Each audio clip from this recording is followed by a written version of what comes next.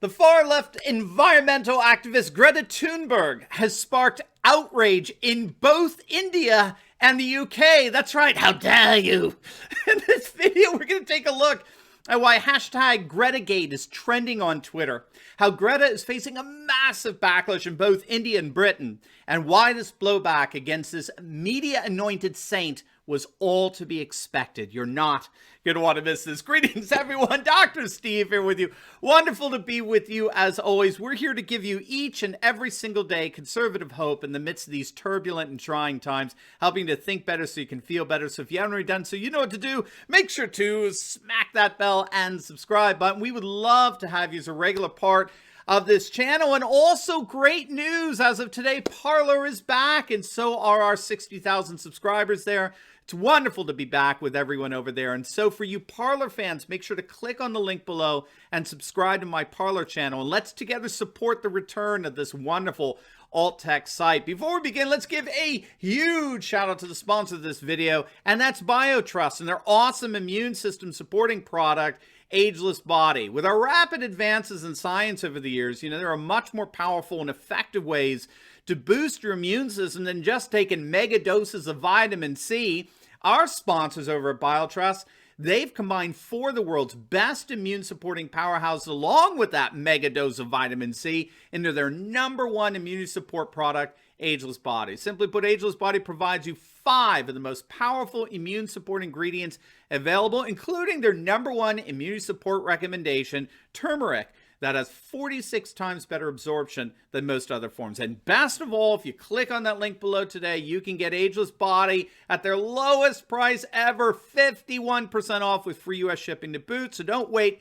Click on that link or go to agewithsteveturley.com. All right, gang, let's dive right in here. Things are really falling apart for the ultra-left environmental activist Greta Thunberg. As we speak, hashtag GretaGate is trending on Twitter as the fallout from her run-in with the government in India continues to unravel. So let me give you a bit of an update on what happened originally, and then we'll get into this continued fallout. So a few weeks back, Greta found herself in the midst of a gigantic international controversy involving what the nationalist government in India is calling globalist interference into Indian domestic affairs. So what's been going on over the last several weeks within India is that farmers throughout the nation have been leading nationwide protests against the Narendra Modi government and a number of reforms that they've been implementing. Now, Narendra Modi is a nationalist populist. He's the leader of the BJP party, or the Bharatiya Janata Party. It's a thoroughly Hindu nationalist party. He and Trump are very, very close. We've covered him many times on this channel. He's been implementing a number of reforms that obviously many farmers in India are unhappy about, and their protests have gotten rather violent. So enter Greta Thunberg. Good old Greta. She was emailed a document, which many are calling a toolkit, prepared for her by other activists. And it was a list of action items that Greta could do to not just bring awareness to the farmers, but here's the key: it actively sought to tarnish the international image of India in the process. According to the New York Post, the campaign and social media instructions were created by Canada's Poetic Justice Foundation. It's a far-left group that's become very much involved in raising awareness, as it were, for the farmers and the like. And as part of that, they recommended to Greta that she highlight planned demonstrations at Indian embassies. All right, so Greta gets emailed this document, and then she screws up. She mistakenly tweets it out for the whole world to see. It was an obvious mistake for Greta to tweet this political strategy sheet out for the public. She was supposed to tweet out the suggested tweets, do the suggested actions, but she wasn't supposed to tweet out the memo itself. That was for her alone to see. And this is when the fallout begins. So what we now know is that a 21-year-old activist named Disha Ravi freaked out upon learning of what Greta did. She messaged her on WhatsApp, and she said that Greta shouldn't have done that because her and others' names were on the so-called toolkit, and she could be arrested under what's called the UAPA law, the Unlawful Activities Prevention Act. And obviously the electronic messages between Greta and Disha have been obtained by the media in India. They're being published for everyone to see as evidence that there's nothing short of an international conspiracy to interfere in India's domestic issues. Well, Disha Ravi's fears were realized. She was indeed arrested and is possibly facing life in prison for the crime of sedition. And now it appears that police are actually targeting Greta. According to the Delhi police, what Greta did was nothing less than attempted foreign intervention into Indian domestic affairs. And India's foreign ministry has gotten involved in this as well. In fact, a number of senior government ministers, Indian celebrities and the like, they've all banded together and denounced outsiders like Thunberg and also pop star Rihanna and Kamala Harris's niece, all for interfering with something they really know nothing about.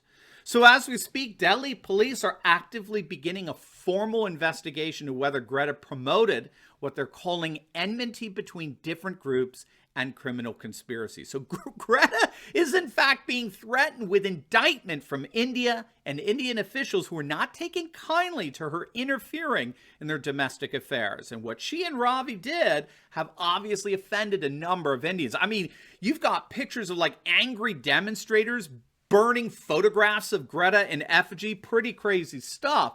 But if you thought things were bad for Greta in India, the UK is now experiencing their own form of Greta backlash surrounding the BBC. Look at this headline from the British Express. You pay, they preach. BBC license fee savage over new Greta Thunberg documentary. So what's going on here? If you don't know, in Britain, you have to have, in order to have television service, you have to pay a fee, part of which goes to funding the BBC. And increasingly, more and more Brits just want out of this fee. They don't, especially in light of the BBC's incessant leftist liberalism.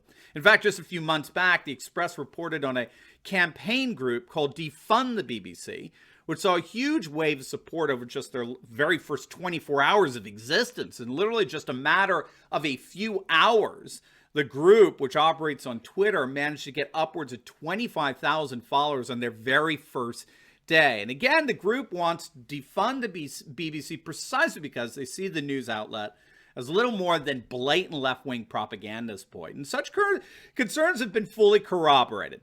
The BBC has just announced a 3-part documentary series featuring Saint Greta, where they're going to be following her along on her crusade to save the planet. And so the British Express is reporting that in response, there are a massive amount of tweets from angry Brits who just don't want to support this nonsense anymore. And interestingly, they, at least for a time, they had an advocate in Boris Johnson, the Prime Minister. In the past, he's come out and said, look, maybe at one time license fees made sense, but now, I mean, the BBC is just made up of a bunch of left-wing activists disguised as journalists. So why should conservative Brits be forced to pay for and finance your nonsense just to watch TV? But I haven't seen anything new on this or updated in terms of any concrete actions that Johnson has taken here. In fact, as I understand it, the license fee is actually being raised as we speak, which I'm sure is only going to further anger British taxpayers. So when all is said and done, Greta Thunberg appears to be blowing up the world as we speak. She certainly is spreading her fair share of anger and outrage around the globe. And frankly, this was to be expected. Now, before we get into why, I want to make sure you got our free gift just for you. Make sure to click on the link below and download your own fake news antidote. We've updated our compilation of over 30 alternative news sites that I go to for my news each and every day. They're all conservative. They all celebrate Trump and the nationalist populist revolt going on all over the world. And boy, do we need these news resources now more than ever. You can download your own copy of our updated fake news antidote completely free at the link down below in the pinned comment section and have a ready list of your go-to sites that you'll definitely enjoy and will inspire you through these trying times. And it's yours absolutely free by clicking on the link below. It is my gift to you. How dare you? How dare you? So, why is Greta sparking so much outrage around the world? Well, at the very least, it's because Greta Thunberg is a media creation.